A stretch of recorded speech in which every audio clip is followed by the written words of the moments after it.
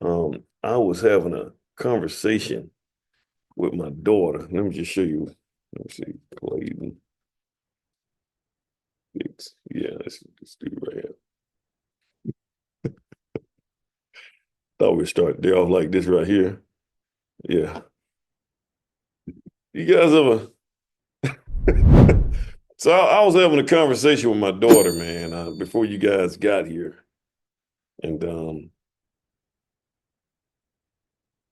oh, you guys might want to help me out here, guys. I'm fixing to let me see if I can share. But you guys may want to help me out here. Y'all help me out. Let me put my glasses on, man. Just and I want you guys to be honest, man.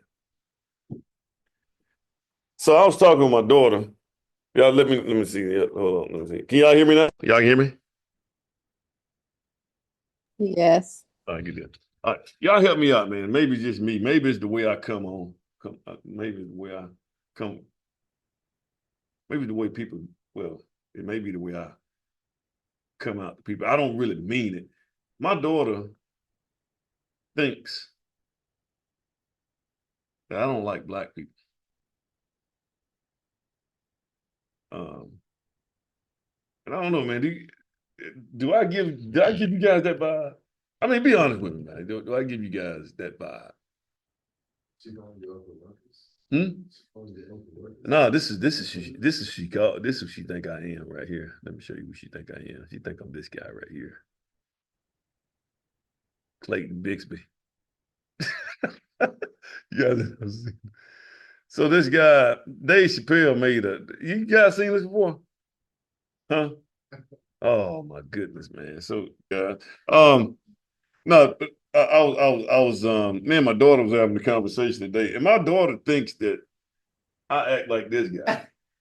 Oh, why is it? Well, she think that my daughter said that I have a problem with black people. You know, since I'm always talking down, like the videos that she see on YouTube, like when she look at the YouTube, some of my videos, it appears to be that I'm giving black people a hard time. I can kind of agree with her, not to this extent, but I can see where she's coming from in some of your videos. So, I mean, yeah. So so do I hate my own kind? Would you guys assume that I hate my own people? No, I don't think you hate your own people. I just think you are, I guess, real hard on our people in certain things. But I don't think you hate our people.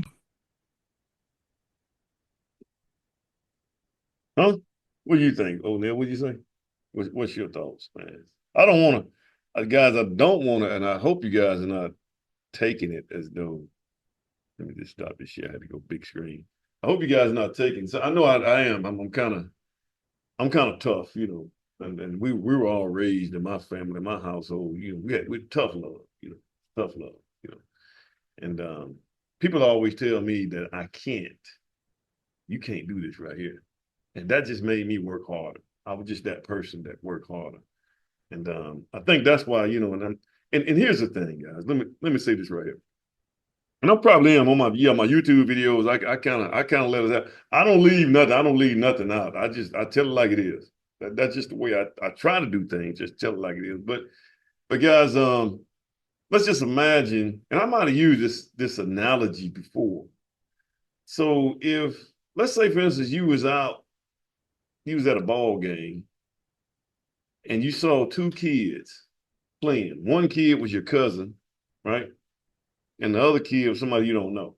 Well, let's say they 4, 5 years old. They was doing something they had no business doing, like throwing rocks or something, hitting people with rocks.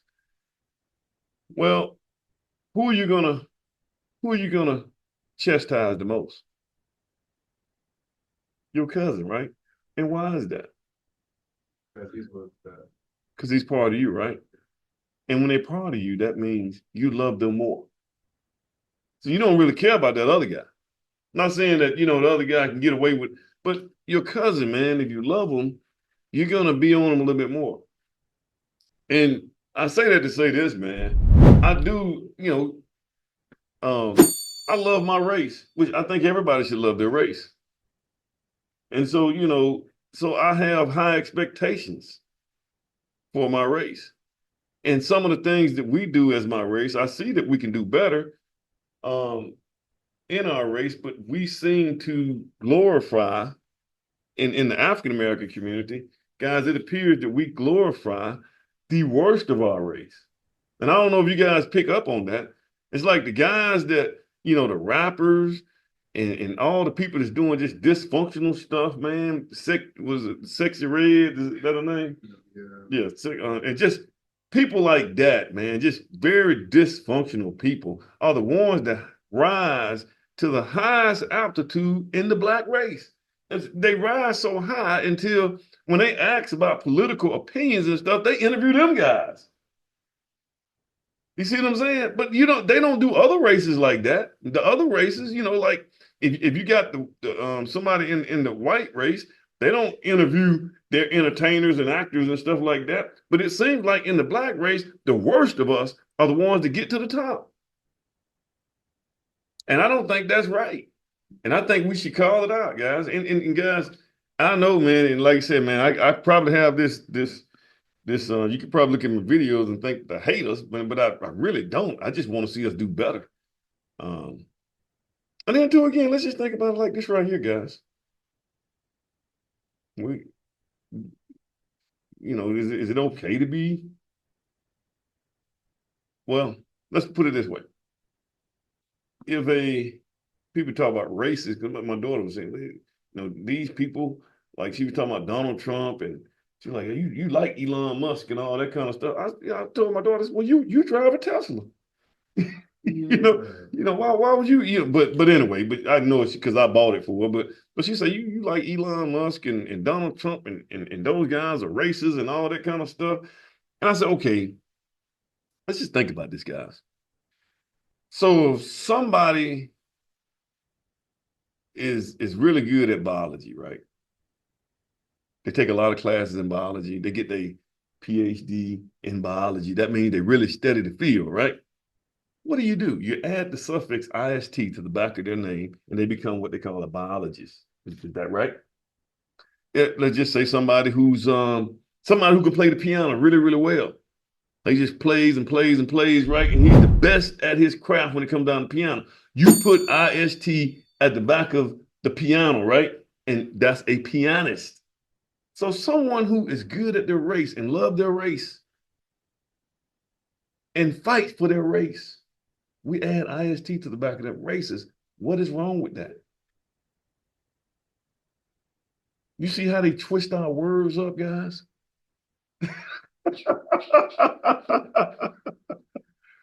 Man, I'm sorry, man. I had to do you guys like that.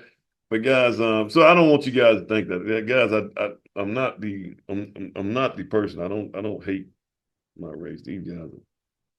So I don't want y'all to feel like you're getting that tone from me, man. I mean, I really just try to be, most of it be conversation. I put this up, and then I put this up here, man. I said, and guys, here's the thing, man. In this country, let's just look at this way, guys. In this country, what came first, slavery or racism?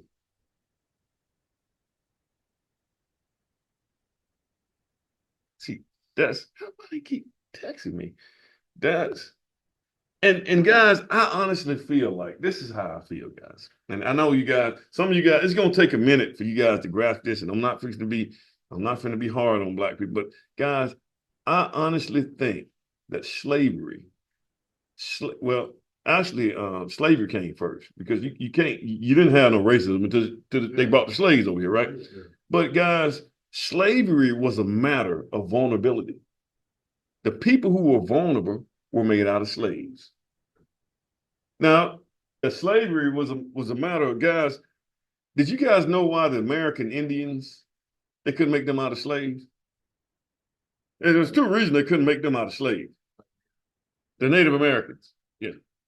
Number one, they knew the terrain, they knew the land, so they could just escape and find they can navigate and get out of there. Number two, they would rather die. You had to kill them. They weren't guys. If somebody came here right now and said, "Mr. Stallworth, we're gonna take you in. You're gonna be a slave for the rest of your life." Well, either I'm gonna kill you or you're gonna kill me. That's just the way I'm programmed. That's the way I'm wired. And guys, what you got to understand is, and see what we don't get, especially African Americans, is we don't like history. Because the white settlers, when they went to get the slaves over in Africa, they couldn't go in there and get them slaves by themselves. They, number one, they had to get other black people to help them navigate to the inner side of Africa to get them. And then number two, they still couldn't get them because there wasn't enough of them on the ship that could get them. The way they was able to get slaves and divide probably 90% of all the slaves that came over here that were able to be made out of slaves was when black tribes were at war against another black tribe, and they conquered that black tribe, and then they took the spoils of war, the women and the children of that tribe, and they sold them into slavery. And the ones who would fight back, they went on ahead and killed them. And the one, I want y'all to listen to me listen really close, guys. The black men that were mentally weaker, they were strong. The black men they were physically strong, but they were mentally weaker. They were afraid to die. Them were the ones they could make out of slaves. The ones who would fight back said, no, you just have to go ahead and kill me. They killed them. Yeah. And so when we got here, we were vulnerable. We were afraid. We were scared. And these were the ones that were made out of slaves. So it was a choice. You know, I mean, but we got to get it. And another thing that we don't want to deal with, guys, we hate to deal with this right here. We hate to deal with the fact that, see, you ain't gonna believe me. See, this is what we hate to deal with. And he wasn't the only one, guys. See, if you say that white people were bad and they were slave owners, probably only like 2% of white people actually had slaves, guys, because you had to be rich to have them. But look here, guys. Yeah. Look at this right here. You have to explain this guy right here. You got to explain it. That's Anthony Johnson, man, in North Carolina. He was the most brutal slave owner there was. Matter of fact, at one time, you could only have, when Americans came here, they were indentured servants. And indentured servants, they served 7 years. You guys look at this history, guys. They only served 7 years. After the 7th year, they worked their debt off and they were free. Anthony Johnson was one of these guys. He was an indentured serviceman. He worked 7 years, worked his debt off, became free. Then when he became free, he took the trade that he learned while he was a slave and he started making money. Then he went and bought some slaves. And then I'm going to tell you, guys, Hollywood can't make this up, man. They need to do a movie about this. This guy right here, one of his slaves messed around and ran ran away. Because the slave guy was he was talking to the abutting property, which was a white slave owner, and the white slave owner told him that he could leave after 7 years, and so the slave ran off. He ran, and Anthony Johnson found out about it, and he sued the white slave owner, and they took it to court, and Anthony Johnson actually won. He won the lawsuit, and he made it to where you can keep a slave for life. He was the one that did that. But see, black people have to explain that. And this is what black people don't want to deal with. They don't want to deal with that reality. This is history, guys. So we have to quit embracing this toilet bowl of victimization. We always walk around, as in the African American community, we walk around and we want to be victims. Somebody picking at us. Somebody don't like. My daughter used a thing. She said, what did she say? She said, yeah, she I don't know where she going. Guys, Hollywood can't make this right here. So my daughter, she says that, what about Tulsa, Oklahoma? I mean, she on this pro-black thing. Guys, she was talking about Tulsa. She was like, what about Tulsa, Oklahoma? Every time black people try to do something, they burn the city down, right? Guys, you got to get in history. That's why I love history. Guys, did you guys know Y'all heard of Tulsa, Oklahoma, where they burnt it down with black folks? It was like a black Wall Street. Black people were doing really, really well. They were making a lot of money. Let me just see if I can. Um, it was called Tulsa. Yeah, they burnt it down, man. But Tulsa, Oklahoma, man, it was like it's called the Black Wall Street, guys. It was black people were thriving. You know, they were thriving really, really well. They were doing really, really well. It was some racial. It was a racial fight or something like that, or someone went off and they burnt the whole city down. This is the first time they ever started. They was dropping bombs out of the helicopter. First time that ever happened. Yeah. The sheriff dropping bombs out the helicopter. That's why they said they made that song. The Gap Band dropped the bomb on me, and I think even Gap GAP came from G is one of the streets. Start with a G, the other street with an A, and the other with a P. That's why they made that song, guys. But did you guys know? Did you guys know that they rebuilt that whole city 3 years after they burnt it down? They rebuilt the whole city. 5 years, man, they were thriving again. And you know who destroyed it? We did. We did.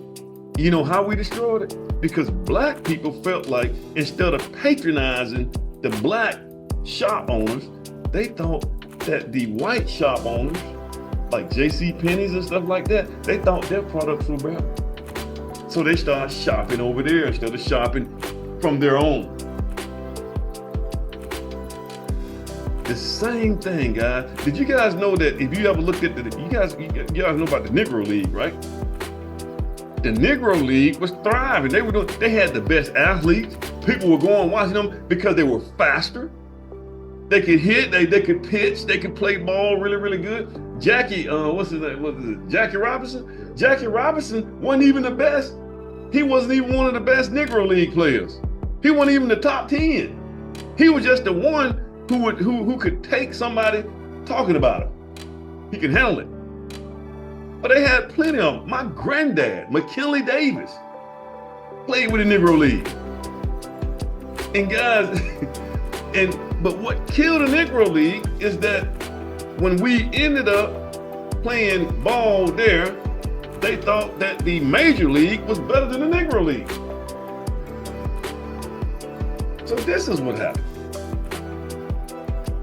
What's going on, man? We're in a drunken history right now.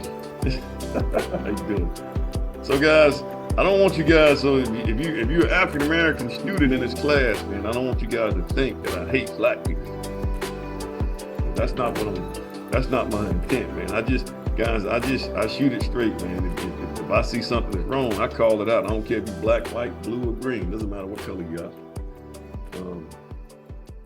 Hey Emmett, so going with your daughter, I would just say like I mean there's not that many black people. Black people are a minority. Correct. And in the grand scheme of things, they're like less than 5% of the population, something like that. And then I'm not a builder, but there's not that many contractors out there that are black. So if you're talking about and I haven't heard you say, oh, Jimmy is a great builder, is a black guy, blah, blah, blah, blah, blah. So if all your stuff coming off, is negative, or I'm like, hey, if I said the same thing, all the black professors, that all they talk about is this. Say nothing about the white folks. And so I think that, yeah, there's just not enough out there. And so in proportion to what you're saying. All right, can you see this right here? Yeah, I get it, man. And now I have since I've been here at Lawson, I think I've been here about 3 years. This is my 4th year now. Right? And guys, since I've been here, I have produced in my class over 20, I think it's 23 now. I got another one just passed the home builders exam. So I got 23 African American home builders, licensed home builders since I've been here. So I'm trying to get African Americans to think more on the business side. But you're right, they probably don't see it too much. But I think a lot of people don't pay attention to it. Like, let me see this right here. Yeah, this right here. So this right here It's a video that I did. All right, guys. Building in Huntsville. And like he did a couple of things at the college, maybe built a couple of dorms. Now this guy right here, Melvin Hines, he was and I, we had to get he's an African American builder. He's a builder. And now this guy right here would always tell me the truth. He shot it straight to me. If I was wrong, he'd tell me I was wrong. And it was mainly when I'm dealing with homeowners. So now you're wrong on that one. You can't treat them like that. Put yourself in their shoes. And he set me straight. And he actually got a son, but he helped me more because I had the passion. His son didn't really have the passion. His son was just kind of, this one is thing. Kind of like my son. My son got a home builder's license, but he likes music. So he still works with me and do stuff with me, but I know where his passion is. But I say, hey, look, you got to monetize your passion. If it's music, get on TikTok or get on YouTube. Figure out a way to make money with it, until you pivot back around and figure out you can make money from building too. Okay. But this guy right here, Black builder, man. So I know I don't mention a lot of Black people who have done this. And you're right, Mr. Edwards. You don't see a lot of Black builders around town. I probably know most of them that's here, home builders, but you don't see a lot of them. So we it helps if you did see a lot of them. So guys, I know I probably don't mention it a lot, man, and you probably don't see a lot of African Americans in this game, but they're out there. They're out there, and I probably don't. Like I said, I should probably do more to talk about it. And you're right. There's not a lot of us that's doing this game. My daughter said that too. She always say, and my daughter mentioned that her and my two sons. She said there's not a lot of people like us. We kind of had it. We kind of had it. We had a lot of privilege growing up. But I told her that the reason that you did have the privilege growing up, I did that. And that's what parents supposed to do, guys. You can't get mad at white people because white people had parents and stuff that did some of the necessary things like invest and put their money in the right place. And then now their kids got it easy. You can't get mad at those kids. Those kids are innocent. But you should want to do that for your kids. I can't get mad. I'm going to have to use you as an example, Mr. Youngblood. You knew it was coming. I know. Yeah. I can't get mad. And I went to high school with Kelly Youngblood, your aunt. We used to sit in the classroom, right next to each other. And she had it, man. She had a nice, if I'm not mistaken, man, she had like a Camaro or something like that, a really, really nice car. I can't get, guys, and during the time when I was in high school, guys, I was living on my own. I had moved out because, man, my mom wasn't taking her medicine and she was beating us too much. So I moved out in the 11th grade. I moved out and moved to Montgomery from Evergreen and stayed in a boarding house with college students. And I was on my own practically. I was working at the Piggly Wiggly down the street from the school. And Kelly, man, I can't get mad at Kelly. Her dad your granddad owned the car lot. It was Youngblood and Perry. Both of them. Youngblood was Youngblood was Kelly, and then Perry, Stephanie Perry, she was the girl, she was the black girl. She was a black girl, and she had a nice car. And I used to go out there, man, I was riding the city line. And I used to see them out there, like, man, she get that nice car like that. And then I found out it was Youngblood and Perry. But I can't be mad at them because your granddad made the sacrifices for Kelly and you guys. And that's gonna be generational. What he built back then, yes, he went through some things, but what he built back then, it set you guys up to where you at right now. So we can't get mad at that, man.